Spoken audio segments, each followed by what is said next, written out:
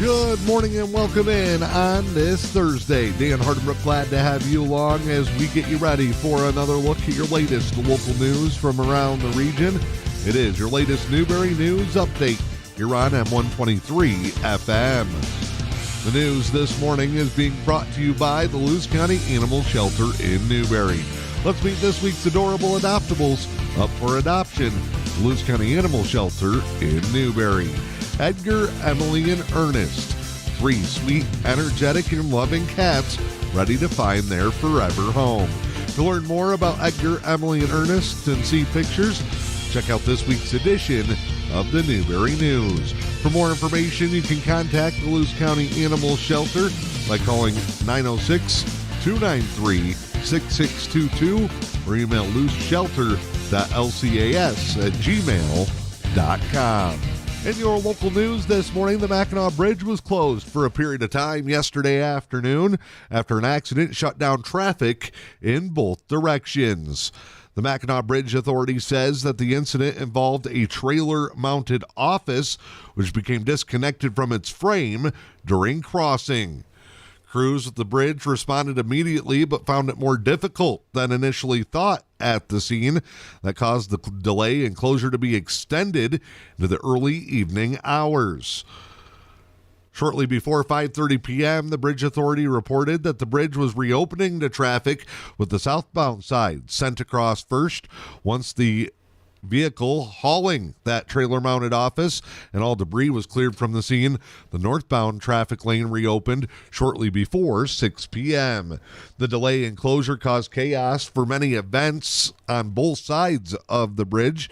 Programs and local sporting events, among other activities, were delayed or canceled altogether as those crossing the bridge could not make the commute.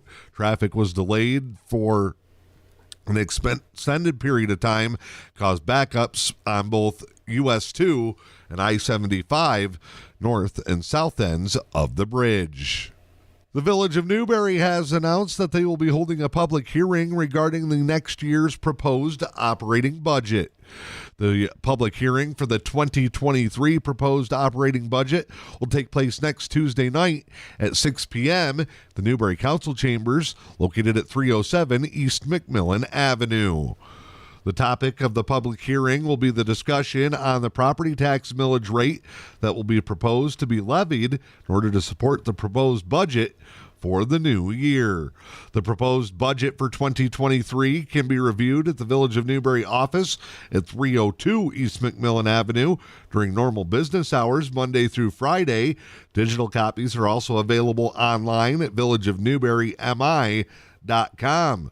The Village Council is welcoming written and or verbal comments regarding the 2023 proposed operating budget. All written comments must be received by noon on Tuesday, December 20th. With winter weather in the forecast and many eager to get those snowmobiles fired up, local law enforcement agencies are coming together to remind riders of safety tips and information for the new season. With snowmobile season quickly approaching, the Luce County Sheriff's Department is one of many local organizations reminding riders to ride right this winter. Operation of plowed, maintained portions of a state highway is prohibited in the state of Michigan unless it's part of an approved snowmobile trail. For Luce County, that means M123, approximately a half mile north of the Village of Newberry limits. Riders are to use the trail from the staging area just north of the tracks to the logging museum while traveling on the short section of State Highway to either Trail 9 or Trail 45. Riders should operate with the flow of traffic.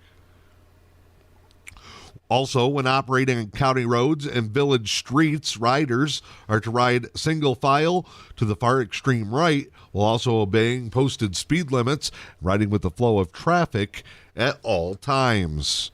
The state is reminding snowmobile riders that registration decals are required to be placed on the forward half of the cowl above the footwell, and trail permits are required to be placed directly above or below the headlight.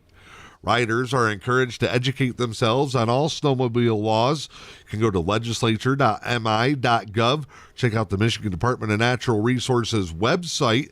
Other helpful tips if you're headed out on a snowmobile adventure this winter include operating on the right side of the trail, especially in corners, and riding right. Stop at all stop signs and road and street crossings. Operate at a safe distance from the rider in front of you. Remember that in colder conditions, ice and snow can cause zero visibility conditions. If you come across an accident with injuries, do not move the patient. Notify law enforcement immediately. Local emergency service teams are equipped for the removal of patients from the trail system. Call if you can, but text if you can't. You can now text 911 in the Eastern Upper Peninsula. If you do use a text message, keep it brief with location, number of injured, and type of injuries, but do not text photos. You're also reminded not to operate across private property unless it's part of an approved trail. Be respectful near towns and homes, especially during nighttime hours. As always, do not operate under the influence of alcohol or drugs. For more information, once again, you can go online to legislature.mi.gov. You can also check out the Luce County Sheriff Department for local information, including maps of the trail system and other local reminders.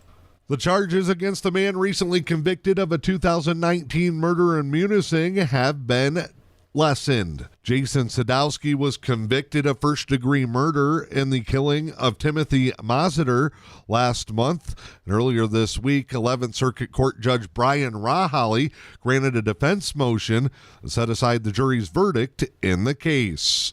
Rahaly's decision lessens the conviction from first-degree murder to second-degree for Sadowski. The original charge of first-degree murder would have carried a life sentence without parole. New charge of second-degree murder carries a sentence of life for any term of years. Rahaly said his decision was based on the court's reserved right to further review the applicable law as to premeditation and deliberation. In a ruling, Rahaly said that it was an essential element to a first-degree murder charge and that, quote, there was no evidence that day that showed pre-planning of the killing. Alger County Prosecuting Attorney Robert Steinhoff said in response that his team was frankly shocked and alarmed by Rahaly's ruling. In a statement, Steinhoff said that the court was saying that no reasonable jury could have found the defendant guilty based on the proofs the prosecution presented at trial. However, Sadowski was ultimately convicted of first-degree murder by a jury of his peers, which is supported by our evidence alone. Steinhoff said they disagree with the court's ruling, believe it's contrary to the law, said they're considering appellate options for review of the court's decision. Sadowski is scheduled for a sentencing hearing in Alger County Circuit Court on December 21st. That is a look at your latest local news this morning. The local news is brought to you by the Luce County Animal Shelter in Newberry. For adoption information, volunteer opportunities, or other ways you can help the Luce County Animal Shelter, contact them at 293-6622. Time now to check in with sports this morning. The Red Wings fall to the Minnesota Wild 4-1 last night. Red Wings got down early and could not battle back as their goaltending continued to struggle. The Wild scored one goal in the first and went up 2-0 midway through the second. For Elmer Soderblom scored the Red Wings' only goal. It was his third of the season. The Red Wings dropped another contest. They're now winless in their last four trips to the ice. Pistons had no problem scoring. They beat the Hornets 141-134 in overtime last night. Pistons had 4 starters and 2 players off the bench in double figures. They were led by Alec Burks, who had 27 points and 4 of 6 shooting from three-point land. The win was good news for the Pistons, who were just 8-22, the worst record in the Eastern Conference this season. The Tigers officially announced the signing of starting pitcher Matthew Boyd. Boyd's free agent agreement was initially reported earlier this month. The Red Wings confirmed the signing on Wednesday and made it official. It's a 1-year, $10 million deal. Boyd, who will turn 32 this week, made 143 starts and was one of the Tigers' top young players. during his 6 years with the team. He was with Detroit from 2015 to 2021. He was one of the club's most visible and prominent players during the rebuilding era. Since leaving Detroit, Boyd has battled injuries, finished up last year with the Seattle Mariners, pitching in the playoffs. Your latest local weather forecast for the day today. Winter weather advisory is in effect until 3 p.m. this afternoon. Rain and snow, patchy blowing snow, mixed conditions expected for your Thursday. Highs will be in the mid-30s, southeast winds 15 to 20, gusting as high as 45. New snow accumulation expected to be 1 to 2 inches in Newberry and the surrounding areas. Higher amounts in the snowbelt areas and closer to the lake shore. For your Friday, snow showers likely to continue. Cloudy, a high in the mid-30s. Southeast winds 5 to 10.